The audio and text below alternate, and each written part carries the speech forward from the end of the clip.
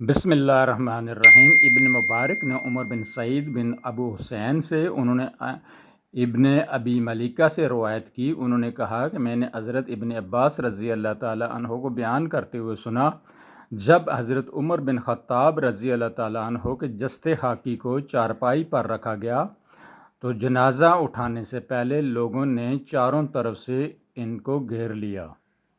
وہ دعائیں کر رہے تھے، تعریف کر رہے تھے، دعائے رحمت کر رہے تھے۔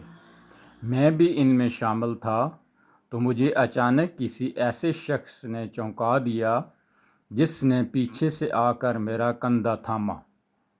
میں نے مڑ کر دیکھا تو حضرت علی رضی اللہ تعالیٰ عنہ تھے۔ انہوں نے حضرت عمر رضی اللہ تعالیٰ عنہ کے لیے رحمت کی دعا کی اور کہا، آپ نے کوئی ایسا آدمی پیچھے نہ چھوڑا جو آپ سے بڑھ کر اس بات میں مجھے محبوب ہو کہ میں اللہ سے اس جیسے عملوں کے ساتھ ملوں۔ اللہ کی قسم، مجھے ہمیشہ سے یہ یقین تھا کہ اللہ تعالیٰ آپ کو اپنے دونوں ساتھیوں کے ساتھ رکھے گا۔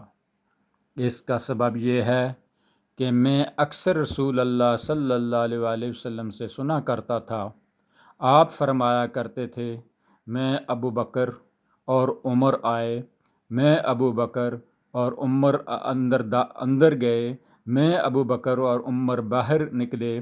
مجھے امید تھی، بلکہ مجھے ہمیشہ سے یقین رہا کہ اللہ آپ کو ان دونوں کے ساتھ رکھے گا۔ صحیح مسلم، حدیث نمبر 6187۔